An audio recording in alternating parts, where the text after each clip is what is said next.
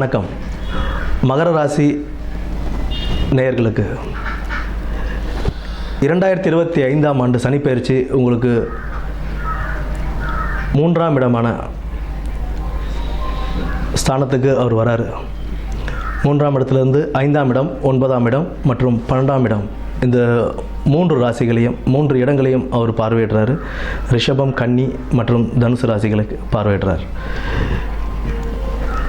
3ஆம் இடத்திலிருந்து அவர் 5ஆம் இடமான ரிஷபத்தையும் 9ஆம் இடமான கன்னியையும் 12ஆம் இடமான தனுசையும் பார்க்கிறாரு. ஒரு நல்ல ஒரு காலமாகவே உங்களுக்கு அமையும். எந்த ஒரு தொழில் தொடங்கினாலும் அதிக முதலீடுகள் இல்லாமல் கொஞ்சம் நல்லபடியாகவே நீங்கள் ஸ்டார்ட் பண்ணி, இப்போ ஏதாவது தொழில் பண்ணிக்கிட்டு இருக்கீங்கன்னா அந்த தொழிலை விருத்தி பண்ணி நீங்கள் செஞ்சுக்கலாம். புதியதாக தொழில் தொடங்கும்போது கொஞ்சம் வெயிட் பண்ணி அது சரியாக இருக்கா இல்லையா, அதுக்குண்டான பேப்பர்லாம் கரெக்டாக இருக்கான்னு பார்த்து சைன் பண்ணி அதுக்கப்புறம் இறங்குறதுன்றது ஒரு சிறப்பு தரும்.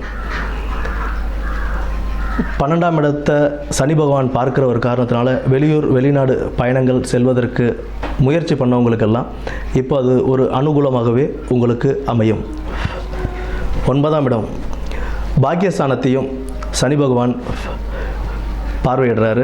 அதனால் வெளிநாடு வெளியூர் பயணங்கள் செல்லும்போது விசா ப்ராசஸ்ஸு இது எல்லாமே நல்லபடியாக பார்த்துக்கிட்டு நல்ல கம்பெனியாக இல்லை நல்ல ஒரு ஏஜென்சி த்ரூவாக தான் நம்ம போகிறோமா அப்படின்றத நம்ம தெளிவுபடுத்திக்கிட்டு நம்ம அங்கே போகும்போது அதற்குண்டான பாக்கியத்தையும் அவர் கொடுப்பார். நல்ல ஒரு கம்பெனியில் போய் ஜாயின் பண்ணி நல்ல வேலையில் சேரலாம். எதுவாக இருந்தாலும் நேர்மையாக செயல்படணும். காசு கட்டி நம்ம வெளியூர் போகணும், வெளிநாடு போகணும் அப்படின்னு பிளான் பண்ணோம் அப்படின்னா சனி பகவானை பொறுத்த வரைக்கும் நேர்மைக்கு புறம்பாக நம்ம எப்போ போனாலுமே நமக்கு அதில் ஒரு வெற்றியை கொடுக்க மாட்டார். அதில் உள்ள கஷ்டங்களை தான் கொடுப்பார். அதனால் நேர்மையான முறையில் தொழிலை தொடங்கி எங்கே தொழிலுக்கு போனாலுமே நேர்மையான முறையில் நடக்கும்போது அதற்குண்டான பலன்கள் நமக்கு கைமேலே கிடைக்கும். அண்டு 6ஆம் இடத்தில் குரு பயிற்சி வந்து 6ஆம் இடத்துக்கு வரும்போது உங்களுக்கு லோன் எதாவது அப்ளை பண்ணுறீங்க, போகிறீங்க வரீங்க அப்படின்னா அதெல்லாம் கிடைக்கிறதுக்கான வாய்ப்புகள் இருக்குது. அதனால் பிற்பாதியில் உங்களுக்கு சனிப்பெயர்ச்சி ஆரம்பித்து பிற்பாதியில் அதாவது ஜூன் மாதத்துக்கு அப்புறம் நீங்கள் மே மாதத்துக்கு அப்புறம் ஜூன் மாதத்துலாம் நீங்கள் லோனுக்கு ஏதாவது அப்ளை பண்ணி வீடு கட்டுறது இல்லை வேறு ஏதாவது செய்கிறது, வீடு கட்டுறது இல்லை வியாபாரத்தை விருத்தி செய்கிறது, இதுக்கெல்லாம் நீங்கள் லோன் அப்ளை பண்ணி செய்யலாம். கூட்டு தொழிலில் கவனம் தேவை.